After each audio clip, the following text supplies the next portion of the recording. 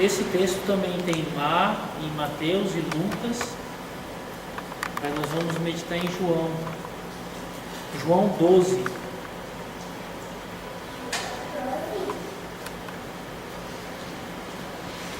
João 12, capítulo 1.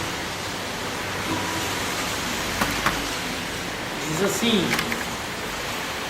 6 dias antes da Páscoa, Jesus foi a Betânia, onde estava Lázaro, que ele ressuscitara dos mortos. Ofereceram-lhe aí um jantar.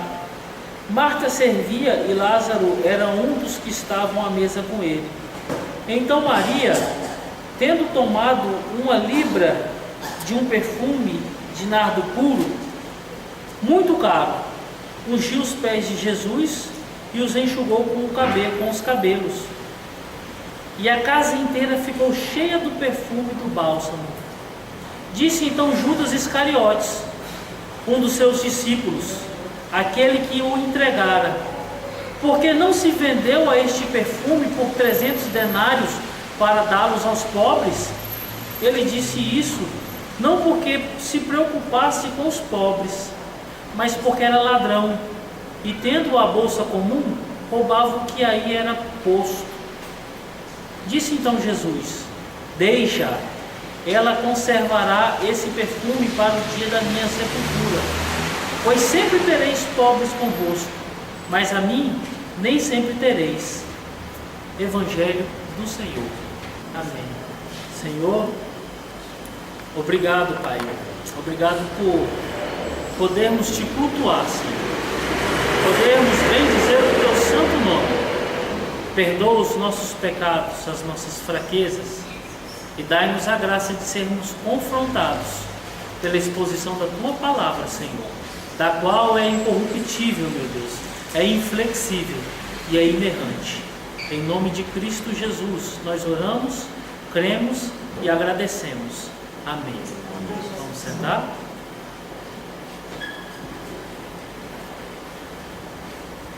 Foi antes de ontem, eu passei, me aproximando do centro da Ceilândia, quando eu olhei para o canteiro da pista, aonde divide pista que vai e que volta, eu achei engraçado, interessante e muito chocante. Uma senhora fez a casa dela ali escorada numa árvore, e a casa dela é feita de plástico.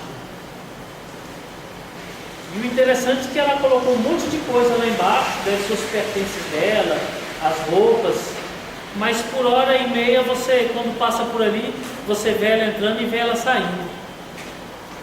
E aquela capa, aquele plástico, serve para proteger ela da chuva, talvez serve até para proteger ela do sol, mas você vê que é uma pessoa que está numa situação deteriorada, pobre, largada, e que todos os dias centenas e milhares de pessoas passam ao lado dela e ninguém faz nada por ela. E como eu tive que passar também muito rápido, e passo muitas vezes rápido, também não fiz nada por ela. E com certeza essa hora aquele plástico deve estar protegendo ela da chuva, da casa dela, do único bem que ela tem. E na hora que eu estava olhando para aquela mulher, me veio essa passagem na mente, que o Senhor Jesus disse aos seus discípulos: os pobres vocês sempre terão com vocês. Ou seja,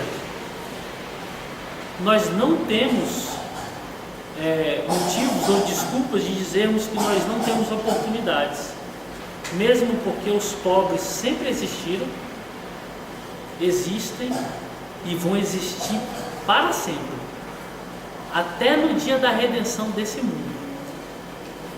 E como ele próprio falou, os pobres vocês sempre terão com vocês. Ao invés de você querer bloquear a ação que essa mulher está fazendo para mim, e querendo criar um subterfúgio para que essa ação possa ser feita por outra pessoa, não. vocês vão ter várias oportunidades para fazer aos pobres o que vocês desejam. E será que nós estamos fazendo aos pobres alguma coisa? Para os pobres? Nos doando aos pobres? E esse texto é tão interessante que a priori, quando você olha para esse texto, você quase não vê nada de comum. Você vê um texto que vai relatar várias coisas acontecendo. Mas esse texto, escrito por São João, relata a última semana do Senhor Jesus. Provavelmente não, ele estava na casa de Simão, que havia sido curado por ele, qual Simão tinha feito um convite para a família de Lázaro, e aquele banquete era para o Senhor Jesus, e também em relação à comemoração da ressurreição, da qual o Senhor Jesus exerceu na vida de Lázaro. E o interessante é que aqui nós percebemos diversas pessoas que estão com o Senhor Jesus, e nós encontramos uma pessoa que adora o Senhor Jesus sem limite algum, sem medo de gastos, sem medo de desperdício, sem sequer pensar na sua cabeça que poderia estar desperdiçando, porque aquele que adora o Senhor sabe que quando adora ele não desperdiça nada, mas ele entrega tudo o que tem, mesmo sendo pouco, ele entrega tudo o que tem com o coração livre, leve e agradecido. Mas o que é interessante nesse texto é que está na época da Páscoa. Versículos anteriores, que é o versículo 55, que vai até o versículo 57, ele está falando aqui que nós estamos entrando na época da Páscoa. E nessa época da Páscoa, é a última Páscoa a qual o Senhor vai estar ali com aqueles discípulos, com aquelas pessoas, porque na próxima semana ele seria morto. Você observa que a Páscoa, principalmente para o judeu, é uma data muito interessante, é uma data de muita importância, é uma data de uma reverência fora do comum. E observe uma coisa, nesses versículos do 55 ao 57, quando está tratando da festa da Páscoa, os religiosos que estão a ponto de celebrar a Páscoa do Senhor, que é a Páscoa tão importante que foi celebrada há milênios atrás, a qual foi feita debaixo de mãos poderosas, a qual a sobrenaturalidade de Deus se manifestou ao povo de Deus e que foi reverberado século por século, milênio por milênio, para que aquele povo guardasse no coração a importância da ação de Deus para eles. O que prevaleceu nessa data não foi o agradecimento, não foi o amor, não foi a graça, não foram os pães asmos, não foram as ervas amargas, mas o que prevaleceu no coração dos religiosos foi o ódio, a vingança, o ciúme e a raiva. E quando você lê do verso 55 ao verso 57, o questionamento desses homens é o seguinte: será que ele vai aparecer? Se ele aparecer, nós temos que prendê-lo, porque essa é a nossa oportunidade de prendê-lo e matá-lo. E o que é interessante é nós observarmos que nós estamos falando de religiosos, pessoas que são inclinadas para Deus, pessoas que até as suas vestes, como diz João, os seus filactérios eram alongados para demonstrar santidade para as pessoas. A oração era feita em público para demonstrar poder de eloquência e santidade. O jejum era feito de forma externa para demonstrar tamanha santidade que o homem conseguia ficar dias sem comer. Nós estamos falando dessas pessoas que não conseguiram manifestar nada mais, nada menos do que raiva, ódio, inveja e ira. Será que é diferente dos dias de hoje? Será que nós estamos diferentes dessas pessoas? Porque quando nós começamos a analisar a Bíblia, nós percebemos que nós estamos muito diferentes de Cristo. Nós estamos muito diferentes dos apóstolos. Mas quando nós olhamos para o fariseu, o saduceu, parece que nós pegamos a roupa e vestimos ela por completo.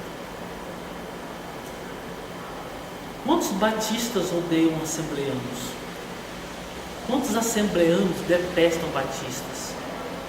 Quantos pentecostais xingam e abusam dos tradicionais?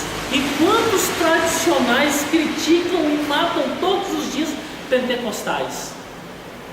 É uma aglomeração de religiosos e de religiões que a única coisa que consegue demonstrar para os que estão dentro e para os que estão fora: ódio, inveja, ira, raiva e intolerância. Que religião é essa que está sendo produzida? E é uma religião que veio há mais de 2000 anos atrás. Parece que só está mudando figurinhas, números de CPF, números de endereço e placas de igreja. Parece que nós só conseguimos odiar. E olha que os poetas dizem que não existe amor ou sentimento mais lindo que mova tamanhas pessoas do que o amor. E o amor realmente é lindo. Por causa do amor nós fazemos loucura. Por causa do amor você vê pai e mãe entregando a vida inteira por causa dos seus filhos, dedicando horas e horas a mais a afinco de trabalho para dar uma condição melhor para o seu filho.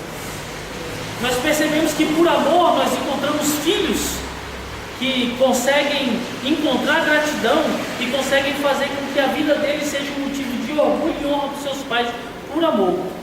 Por amor nós encontramos pastores que dão a vida por suas ovelhas. Por amor também nós encontramos poucas ovelhas que conseguem orar pelos seus pastores. Por amor nós encontramos várias manifestações. Mas agora observe ao redor da sociedade onde vivemos. O que nós encontramos? Amor? Ontem uma mãe de novinha matou a criança dentro do banheiro de casa. Essa semana uma manicure matou uma criança de 6 anos de idade. E se nós começarmos a entrar nos relatos agora, nós vamos perceber que a única coisa que move o coração dessas pessoas são ódio, contenda, raiva, inveja e desejo de se apropriar do que não é seu. Mas o pior de tudo é que nós estamos encontrando textualmente isso tudo nos religiosos. E se nós olharmos com toda a sinceridade do mundo, nós vamos encontrar isso estampado em nós. Totalmente estampado em nós.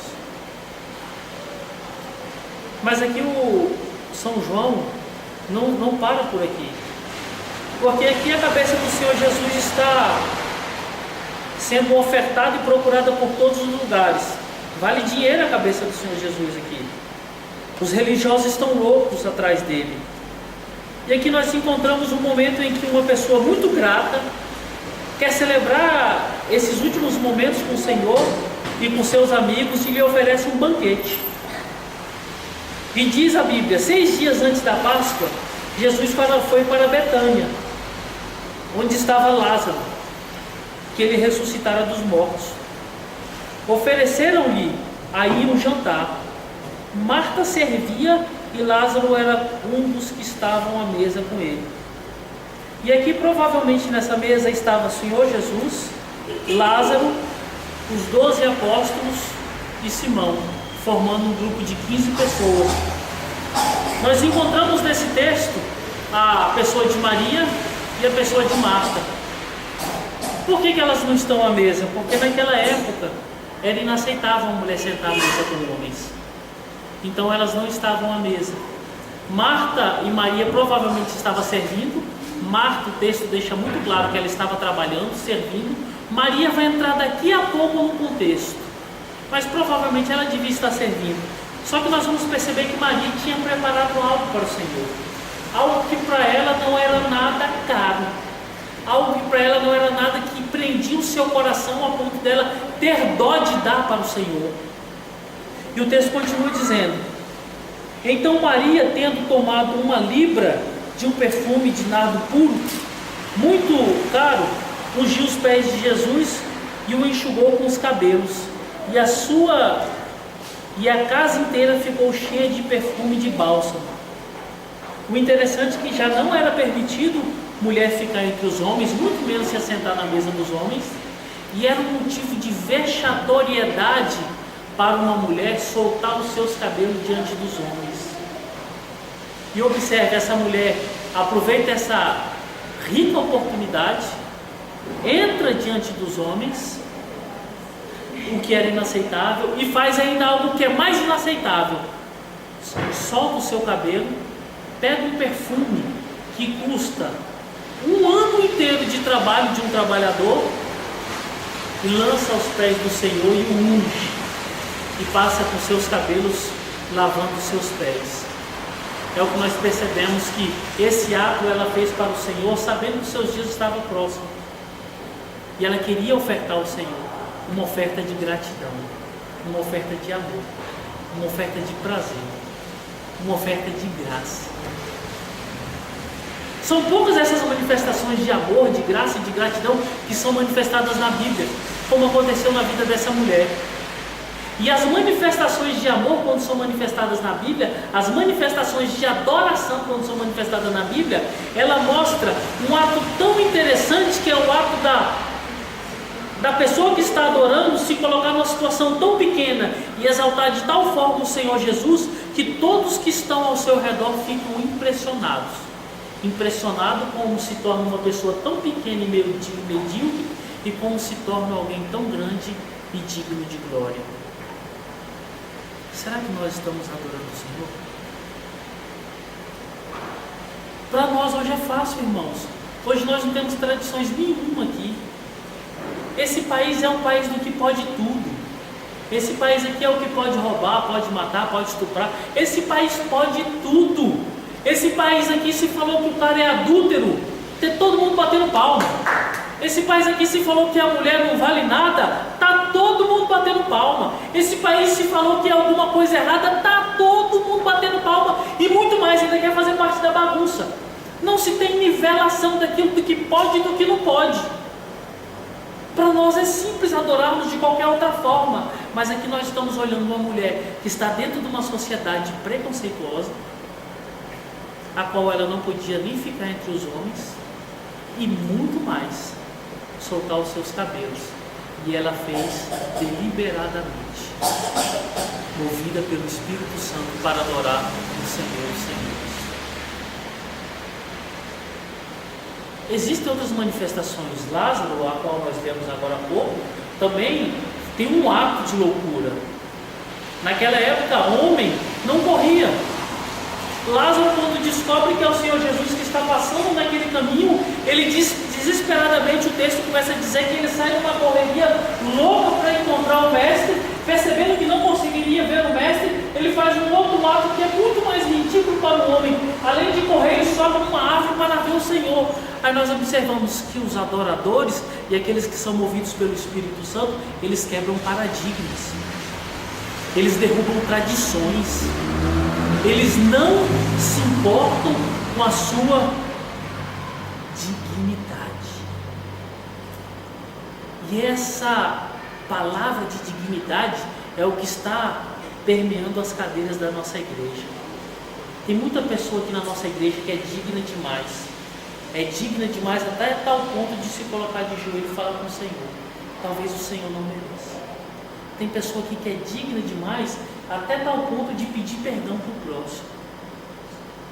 Tem muitos irmãos entre nós que são tão dignos que não conseguem reconhecer que estão errados em muitos pontos. E nós percebemos que as manifestações da Bíblia, o texto bíblico é claro, é límpido e claro como a água. Aqueles que são movidos por Deus, movidos pelo Espírito Santo, a única coisa que não importa é a sua dignidade, a única coisa que não se importa é consigo próprio, mas com a glória de Deus.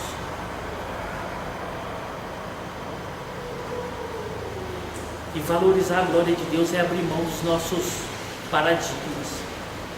Os paradigmas da nossa vida é aquela coisa: meu pai me ensinou assim, a minha família todinha faz assim, todo mundo da minha casa pensa assim, eu me converti, mas eu não posso deixar de fazer isso.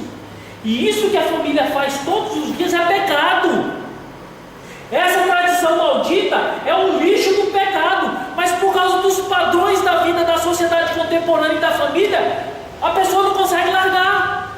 E ainda se diz adorador, e ainda se diz servo, e ainda se diz ter encontrado com o Senhor. Ah, eu sou convertido. mas eu não consigo deixar do grande mal que o brasileiro tem, o jeitinho brasileiro. Eu gosto de fazer aquelas coisinhas que só o brasileiro sabe fazer. Eu sou servo, mas eu não consigo abrir mão daquele pecadinho. Olha, eu sou servo, eu conheço o Senhor, eu tenho intimidade com o Senhor, mas eu não consigo deixar de fazer aquela coisinha errada, e eu acho que não é pecado. Está entre nós. Nós conhecemos ou não conhecemos pessoas assim? Cá entre nós. Será que não tem ninguém aqui desse jeito? Cheio de tradição da família, cheio de tradição da sociedade, cheio de tradição da religião. Essa é a pior de todas. E quando nós observamos Maria, além de não se importar consigo própria, ela pega mirra, caríssima, valiosíssima, tão valiosa e tão boa que era aquilo que ela estava oferecendo para Jesus, que quando ela coloca sobre Jesus, ela simplesmente inala por completo aquele ambiente. Não quero fazer nada de tipos ou inferir alguma coisa no texto, mas quando a adoração é genuína, nós conseguimos fazer com que o ambiente por completo sinta um cheiro diferente de adoração. Um servo do Senhor, por onde ele passa, ele mostra-se diante das pessoas, não por ele próprio, mas pelo Deus que habita nele, que ele é diferente, que Deus está sendo adorado por causa dele naquele local.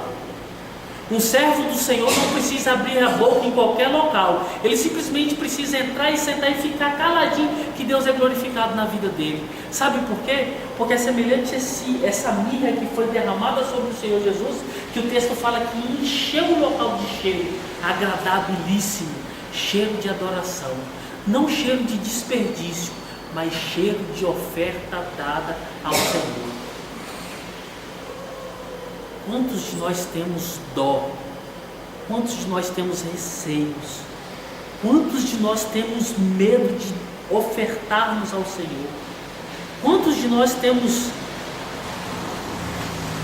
a incapacidade de nos entregarmos ao Senhor como uma oferta viva para Ele? Quantos de nós temos a capacidade de nos demonstrarmos aprisionados com grilhões, para que não possamos nos mover 1/100º de milímetro e 1 milímetro de segundo para demonstrarmos para o Senhor que o amamos, e para que pudermos deixar que a nossa vida, que é uma carta aberta para todos aqueles que estão olhando, possam ver que eu movo-me, que eu ando-me e que eu vivo só para adorar e glorificar o nome do Senhor. Quantos de nós não estamos deixando e não estamos vivendo assim todos os dias da nossa vida? Mais uma vez parece que é estranho, mas aquilo que aquela mulher estava ungindo o Senhor era um salário de um ano inteiro de um trabalhador. A família de Lázaro era uma família muito abastada. Os comentaristas dizem que essa mulher não precisava nem trabalhar. Mas você percebe que hoje, contemporâneo, as pessoas quanto mais ricas, menos elas dão dela para qualquer outra pessoa, muito menos para Deus. Essa mulher pega um salário de um ano inteiro e derrama sobre o mestre. Jesus não precisa de 1 centavo seu, mas Ele quer que você se entregue por completo. Quantos de nós nunca mais choramos no pé do Senhor? Às vezes a nossa mirra é uma gota de uma lágrima de um olho duro, de um cristal, porque o cristal não sai lágrima, mas olhos de servos jorram lágrimas. Quantos de nós nunca mais choramos aos pés do Senhor? Quantos de nós nunca mais tivemos a coragem de parar o nosso tempo, do nosso dia ou da nossa noite, ou do nosso momento de sono, para simplesmente colocarmos o nosso joelho no chão e falarmos assim: Senhor, tem tempo que eu não faço isso, simplesmente para dizer que Tu és santo e Tu és bom. Quantos de nós nunca mais tivemos a coragem de fazer um banquete e chamar os pobres? Quantos de nós nunca mais tivemos a coragem de doar o nosso tempo para alguém que estava necessitado? Quantos de nós nunca mais tivemos coragem de cantar dentro da igreja? Quantos de nós nunca mais tivemos coragem de convidar alguém para vir para a igreja?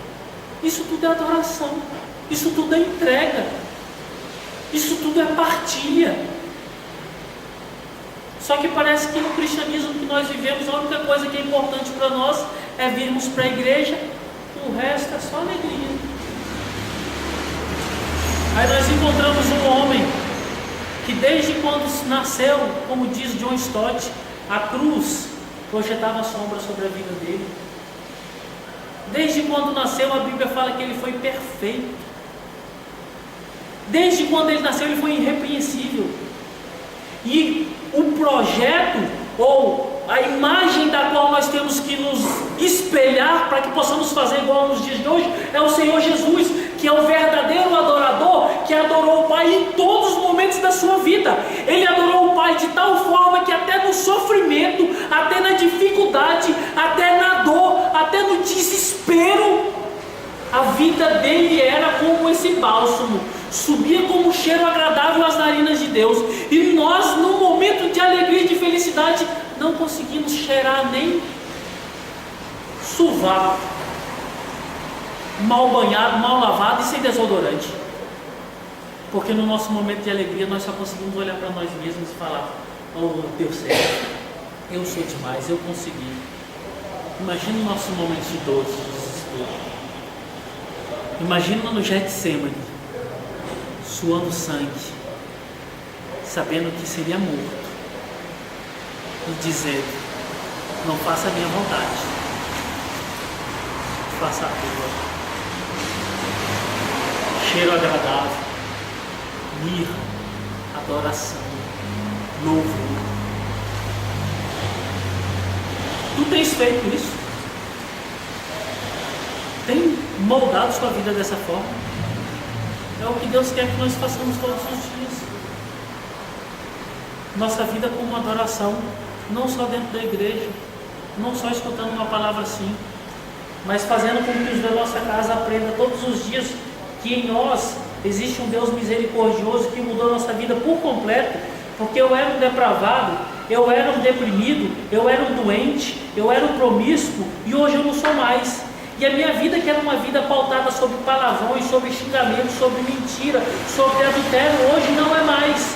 A minha vida, que era pautada sobre ser abusado e abusar os outros e fazer a vida dos outros um inferno, não é mais.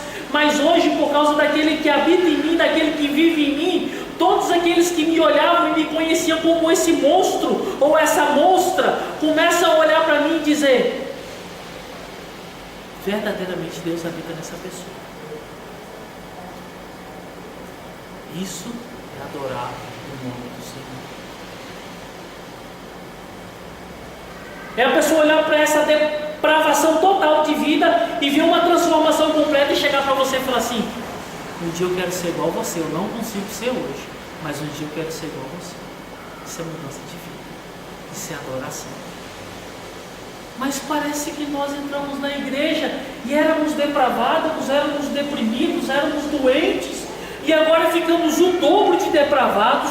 A depressão parece que não sai mais do meu travesseiro, a doença parece que não sai do meu corpo, ela está na minha casa inteira, parece que virou um inferno total. E o que eu deveria demonstrar de santidade, de louvor, de graça, de agradecimento, eu só demonstro com tudo de errado. Que conversão é essa? Que louvor é esse? Que cheiro agradável é esse que permeia todo o ambiente? Maria, quando adorou, o texto fala que o cheiro da mirra tomou o ambiente todinho, e foi um dos motivos para que aqueles discípulos, e principalmente Judas, ficasse irado, porque nenhum deles até aquele momento estava conseguindo fazer isso, principalmente Judas. Disse então Judas Iscariotes, no verso 4, um dos seus discípulos, que o entregaria. Esse texto foi escrito bem mais na frente, longo, bem depois desse fato, E João está narrando, sabendo que ele era o traidor e apontando os seus defeitos, os seus erros e as suas práticas, e dizendo que ele era aquele que o entregaria. Porque não se vendeu este perfume por 300 denários para dá-lo aos pobres. Ele disse isso não porque se preocupava com pobres, mas porque era ladrão e, tendo a bolsa comum, roubava o que aí era posto. Olha as qualidades deste homem, olha o pensamento deste homem. Mas o que é interessante é que esse pensamento era uma comum entre aqueles que estavam lá, ou seja, os discípulos estavam corroborando com esse pensamento. Que desperdício que essa mulher está fazendo! E quando nós percebemos que uma pessoa é serva e adoradora, nós sempre qualificamos ela como uma pessoa que desperdiça, uma pessoa boba, uma pessoa exagerada, uma pessoa errada, uma pessoa que faz exalar o perfume da adoração. Sabe por quê? Porque, como Judas Iscariotes, tudo é dinheiro. Interessante, a mulher estava com bálsamo para glorificar o Senhor e ele estava com valores monetários na cabeça. Ela derramava a adoração e ele derramava os denários. Ela derramava a adoração, a servidão, a gratidão e o ato de preparar o corpo do mestre, o ato de preparar o mestre simbolicamente para o seu momento de morte, e ele só conseguia pensar em dinheiro. Quantos de nós estamos assim na casa do Senhor? Tudo que nós pensamos é dinheiro. Às vezes não é só dinheiro, mas é tudo que não está atrelado com a glória de Deus. Lembro-me que quando eu estava numa determinada igreja que eu fazia parte, nós orávamos para que as pessoas se convertessem lá, mas a nossa oração era para que os empresários se convertessem. O nosso interesse não era para que o coração daquelas pessoas se tornasse um coração de servos, mas era para que o coração daquelas pessoas se tornasse um coração de pessoas que davam dinheiro, dinheiro e dinheiro. Nós orávamos não era para os pobres, para as prostitutas, nós orávamos para que os funcionários de cargo altíssimo se convertessem. Por quê? Porque o nosso coração delas estava desejoso como o coração de Judas, não vendo adoração, mas vendo dinheiro, não vendo servidão, mas vendo desperdício. Existem muitas pessoas que estão na igreja nos dias de hoje, do qual nós temos que nos questionar nós próprios, se não estamos assim, que estamos deixando de adorar o Senhor, estamos deixando de viver para o Senhor, para pensar em dinheiro, para pensar em fartura, para pensar em vida mansa, para pensar em ser pesado para o irmão, para pensar em ser qualquer outra coisa, e isso não glorifica o nome do Senhor. Isso não glorifica o nome do Senhor, isso não exalta o nome do Senhor. Uma coisa que me admirou muito no Ayrton, até no início muitas das vezes eu discordava e achava uma coisa totalmente incoerente. Assim, até hoje eu não conheço uma pessoa tão desprendida quanto ele. Ele não se importa para isso, para dinheiro, para número de pessoas. Ele se importa em adorar, em cultuar, em ajudar. E o interessante é que você vê que o texto está dizendo isso o tempo inteiro. Aí nós vemos uma pessoa assim, a primeira coisa que a gente faz é olhar para ela e falar assim: está errado, está exagerado, não é assim. Aí a gente olha para o texto e vê, é do mesmo jeito, é da mesma forma. A nossa vida não foi feita para nos preocuparmos com materialismo. A nossa vida foi feita, foi produzida e foi criada para Deus, para que nós glorificássemos o nome dEle, para que nós pudéssemos fazer com que fosse exalado o cheiro de mirra pelo ambiente, para que não só o Senhor soubesse que estava sendo adorado, mas para que todas as pessoas que estão ao redor percebessem que a vida de uma pessoa significa tão pouco, mas esse tão pouco se torna tão grande quando ele está de joelho adorando o Senhor. Era tão insignificância para aquela mulher que simplesmente ela soltou o cabelo e passou por vergonhosa e lavou os pés do mestre. A situação dela, a dignidade dela era tão pequena que simplesmente ela adentrou diante dos homens e cumpriu o ato de servidão, de adoração. Com o que vocês estão se preocupando? Tiago vai falar sobre isso. Muitas pessoas dizem assim: amanhã eu vou fazer isso, amanhã eu vou fazer aquilo, amanhã eu vou fazer aquilo outro, amanhã eu vou fazer isso. Tiago fala assim, mas como é que você está planejando o seu amanhã? Você pode dizer que amanhã você vai estar vivo? Alguém aqui pode. Será que eu vou saber se eu vou estar vivo quando acabar o culto e eu passar por aquela porta? E ele deixa bem claro, amanhã pertence a Deus. O que isso significa? Eu tenho que gozar o meu presente com toda a força de servidão que eu tenho na minha vida. E foi o que essa mulher fez aqui. Ela simplesmente derramou o bálsamo todinho no Senhor e viveu o presente de uma servidão, de uma adoração. Mas a cabeça dos discípulos era dinheiro, dinheiro, dinheiro, dinheiro, dinheiro. Observe, mais uma vez, quem que está fazendo o correto e quem que está pensando errado? Os discípulos, os religiosos, os seguidores. Por isso que você tem que se questionar todos os dias, como que tu estás vivendo?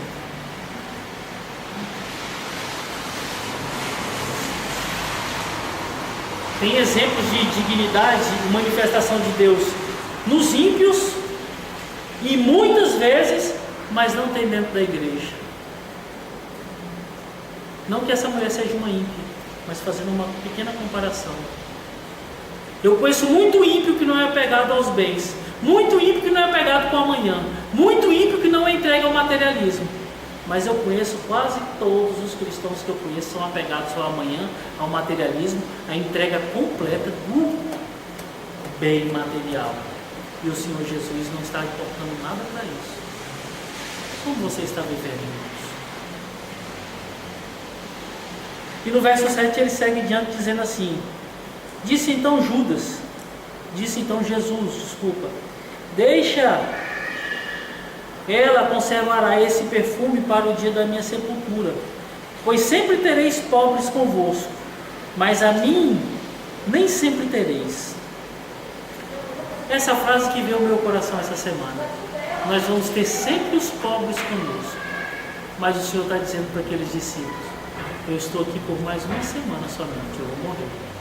Ele está dando tudo para mim. Vocês vão ter sempre os pobres.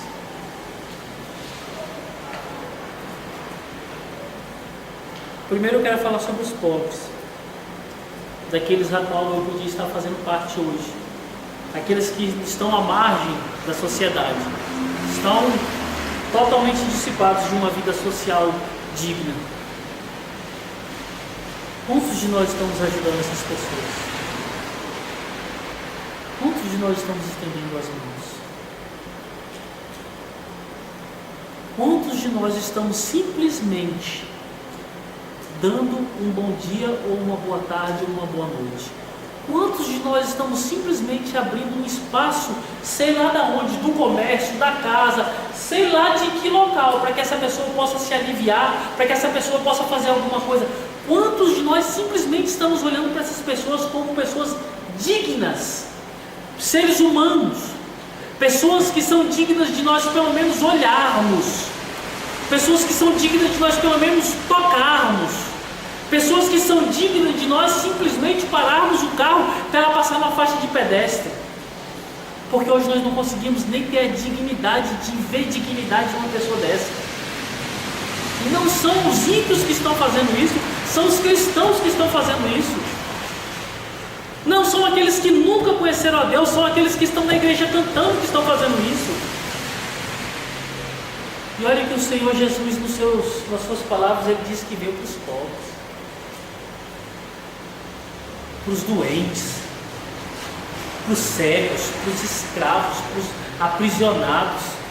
E nós simplesmente pegamos aquelas pessoas que o Senhor disse que veio por elas e abrimos mão e lavamos mão delas por completo.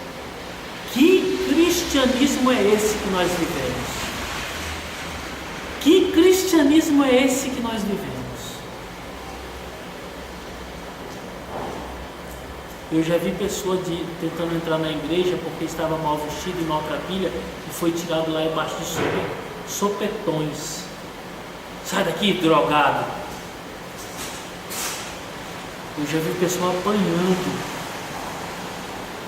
nos comércios, em frente de residências, dentro de igrejas. Será que essas pessoas são tão diferentes da gente? São tão diferentes da gente simplesmente porque não tem um teto para morar? Não. Porque nós temos muitas pobrezas semelhantes a elas. Talvez até pior. O que falta para muitas dessas pessoas é dinheiro e dignidade para viver socialmente. Mas tem gente no nosso meio que não tem amor. Isso é a pior pobreza que existe no homem. Porque amor é você dar a sua vida por alguém. Você não tem amor para os que estão na sua casa. Isso é uma pobreza muito desgraçada. Não é diferente de um pobre que está na rua. O pobre simplesmente não tem dinheiro, mas se você olhar para a vida dele, para a família dele que está passando fome, sede, não tem roupa, você encontra amor. Tem muitas pessoas que não têm humildade. E não ter humildade é muito triste. E o cristão não ter humildade é uma completa ignorância. Não existe. E ainda diz que é cristão, mas ele é pobre. Existem muitos cristãos aqui que têm dinheiro para dizimar e para ofertar, e não o faz porque são pobres, pobres de confiança no Senhor. É muito pior do que ser um depauperado da rua. Tem muita pessoa aqui que é pobre de amizade. Aí tem aquela música antiga que diz que eu quero ter 1 milhão de amigos para cantar bem forte. E tem pessoa dentro da igreja que não consegue relacionar nem com o que está sentado ao seu lado, porque ela é pobre. Ela não tem nada para oferecer. Seca, dura. Isso é pobreza. Isso é uma desgraça. Tem pessoa que não consegue ser amada porque ela é fria, apática. Isso é pobreza. E tanto quanto os pobres que estão na rua precisam de graça, amor e misericórdia, nós que somos pobres em diversas formas das nossas vidas, precisamos de misericórdia. Misericórdia mútua, de irmãos, de nós olharmos uns para os outros e entendermos: irmão, você precisa de minha ajuda, você precisa de mim, eu preciso de você. Você é falho nisso eu tenho alguma coisa para te oferecer. Eu sou falho em diversas outras coisas, eu preciso de você. Nós precisamos orar a Deus para que Deus seja misericordioso, porque tem pessoas que são pobres ao extremo, mas elas estão aqui dentro andando de carro importado, morando em mansão, andando de roupa fina, trabalhando nos melhores lugares e sendo admirado por tudo e por todos. Mas ele é o pior miserável que existe no mundo. Sabe? Os pobres, irmãos, nós vamos ter conosco todos os dias. Não precisa nós sairmos ali fora. Basta olharmos uns para os outros. Todos nós temos pobreza. Vamos estender as mãos. Vamos dar as nossas mãos. Vamos glorificar o nome de Deus. Vamos nos arrepender. Vamos trazer de volta quem está longe. Vamos amar. Em nome de Jesus. Fechar os nossos olhos. Senhor, Pai Santo, só Tu, Senhor, tem toda a glória e toda a honra. Só Tu és digno de culto, Senhor.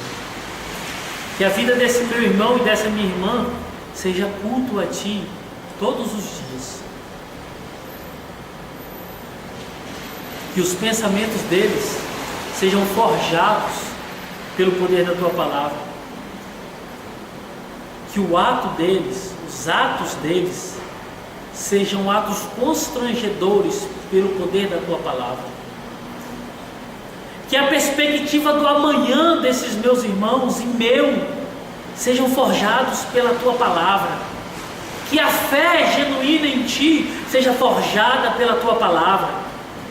Que a miserabilidade que habita em mim não seja motivo de importância porque a miserabilidade que existe em nós sempre existirá, meu Deus, porque nós somos pequenos, nós somos falhos, nós somos tortos, nós somos cheios de defeitos, entre nós mesmos só existem rusgas, nós estamos tão distantes de Ti, mas nós precisamos do Senhor, nós precisamos fazer como fez Maria, Pai, fazermos com que a nossa vida seja uma adoração para Ti, a ponto que o cheiro dessa mirra que se prostra aos Teus pés se manifeste todos os dias.